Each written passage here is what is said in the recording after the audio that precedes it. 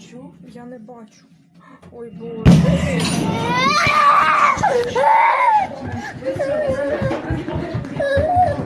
Давай, Игорь! Давай. Игорь! Побежали, побежали.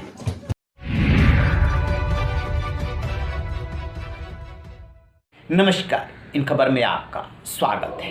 कहते हैं कि घर हो, समाज हो, देश या दुनिया, हमेशा लोग बलवान का ही साथ देते हैं, कमज़ोर का साथ कोई नहीं देता।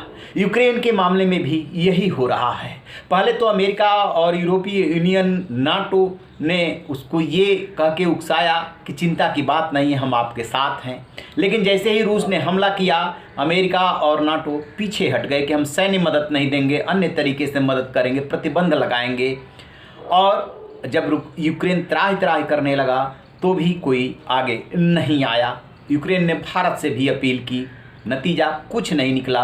इस बीच ऐसे झगड़ों को, ऐसे हमलों को रोकने के लिए, शांति व्यवस्था कायम करने के लिए जिस संयुक्त राष्ट्र का गठन किया गया था द्वितीय विश्व युद्ध के बाद, वो भी तमाशबीन ही बना हुआ है। क्योंकि उसकी व्यवस्था ऐसी है, प्रक्रिया ऐसी है कि 5 अस्थायी सदस्यों में से यदि कोई वीटो का इस्तेमाल कर देता है तो न तो प्रस्ताव पारित होगा और न उसके मुताबिक कोई एक्शन हो पाएगा। रूस ने जो हमला किया है, इसको लेकर के संयुक्त राष्ट्र सुरक्षा परिषद में कल प्रस्ताव लाया गया अमेरिका की तरफ से, और उसमें निंदा की गई और तत्काल हमला रोकने की मांग की गई। जान के आपको ताज्जुब होगा कि 15 में से 11 सदस्यों ने इस प्रस्ताव का समर्थन किया। रूस चूँकि हमलावर है इसलिए उसने वीटो कर दिया, और 3 देश भारत, चाइना और यूएई ने इस वोटिंग में हिस्सा नहीं लिया। आपको बता दें कि यूक्रेन भी मित्र है भारत का और रूस भी मित्र है। यूक्रेन के राजदूत ने भारत से विशेष तौर पे अपील की थी कि भारत हस्तक्षेप करे, उसकी आवाज़ दुनिया में सुनी जाती है, पुतिन मना नहीं कर पाएंगे। प्रधानमंत्री नरेंद्र मोदी ने राष्ट्रपति पुतिन से बात भी की थी। उसके बाद चीन के राष्ट्रपति शी जिनपिंग ने भी एक दिन बात की थी, और तब दोनों देशों के बीच वार्ता की बात चल निकली। लेकिन अभी भी हमले जारी है। वार्ता होगी कि नहीं होगी, क्योंकि रूस शर्तें थोप रहा है। सबसे बड़ा सवाल ये है कि जो भारत शांति व्यवस्था की दुहाई देता है, कमज़ोर का फेवर करता है, वो भारत यूक्रेन पे हमले के मामले में वोटिंग में उसने हिस्सा क्यों नहीं लिया।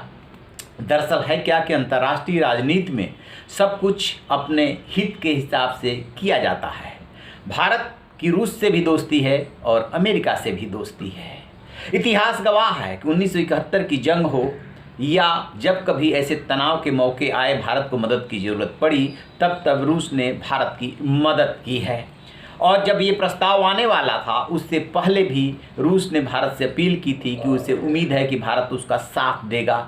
वही किया भारत ने, क्योंकि हमले का भारत किसी भी सूरत में समर्थन नहीं कर सकता, लिहाजा समर्थन तो नहीं किया, लेकिन निंदा के प्रस्ताव पे वोटिंग भी नहीं किया।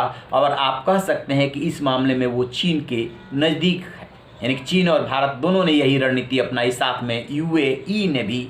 2 दिन पहले जब बाइडन जो अमेरिका के राष्ट्रपति हैं, उनसे पत्रकारों की बात हो रही थी, तब उनसे पूछा गया था क्या इस मुद्दे पे भारत आपके साथ है, क्योंकि वो आपका रणनीतिक साझेदार है। तो उन्होंने कहा था कि हम इसको लेकर के भारत से बात करेंगे। अमेरिका और पश्चिमी देश चाहते थे कि भारत निंदा प्रस्ताव के पक्ष में, यानी कि इसका समर्थन करे और वोटिंग करे, लेकिन भारत ने ऐसा नहीं किया। दरअसल भारत के लिए है क्या कि इधर कुआं और उधर खाई की स्थिति है। कुआं और खाई वाली स्थिति क्यों मैं कह रहा हूं, वो इसलिए कि भारत का सबसे बड़ा दुश्मन चीन है, और चीन से लड़ाई में या तनाव में अमेरिका और पश्चिम भारत का कहीं न कहीं साथ दे रहे थे। हालांकि यूक्रेन पे हमले का मसला हो या अफ़गानिस्तान का मसला हो, दुनिया देख चुकी है कि अमेरिका या पश्चिमी देश कितना किसका साथ देते हैं, लेकिन रणनीतिक समर्थन जरूर कर रहे थे, वो पीछे से बैक सपोर्ट जरूर कर रहे थे। तो चीन से निपटने के लिए भारत को अमेरिका और पश्चिम का सहयोग चाहिए, और उधर रूस चूँकि पुराना उसका टेस्टेड दोस्त है भारत का, इसलिए वो रूस को भी नाराज़ करने की जोखिम नहीं मोल सकता। भारत की जितनी भी सैन्य आपूर्ति है, चाहे उपकरण की हो, चाहे रक्षा से जुड़े असलहों की हो, वो काफ़ी हद तक रूस पे निर्भर है। लगभग 40% रूस भारत को देता है, इसलिए रूस को नाराज़ करने की स्थिति में हरगिज भारत नहीं है। आपको याद होगा कि भारत और चीन में जब तनाव हुआ था, और अभी भी तनाव बना हुआ है, उस समय भी रूस ने S-400 मिसाइल सिस्टम जो है भारत को देने का वायदा किया और दिया भी। चाहता तो चीन से नज़दीकी होने की वजह से उसे टाल मटोल कर सकता था, लेकिन उसने ऐसा नहीं किया। जब जब भारत को ज़रूरत पड़ी, रूस आगे बढ़ करके उसका साथ दिया। यही वजह है कि भारत ने वोटिंग में हिस्सा न लेना ही मुनासिब समझा। वोटिंग में हिस्सा न लेने का मतलब ये कतई नहीं हुआ कि हम हमले का समर्थन करते हैं। भारत के जो वहाँ पे UN में दूत हैं, विशेष प्रतिनिधि हैं TS त्रिमूर्ति, उन्होंने साफ साफ कहा कि भारत बातचीत का पक्षधर है, कूटनीति से समस्या का हल निकालने का पक्षधर है, वो हमले के फेवर में कतई नहीं है।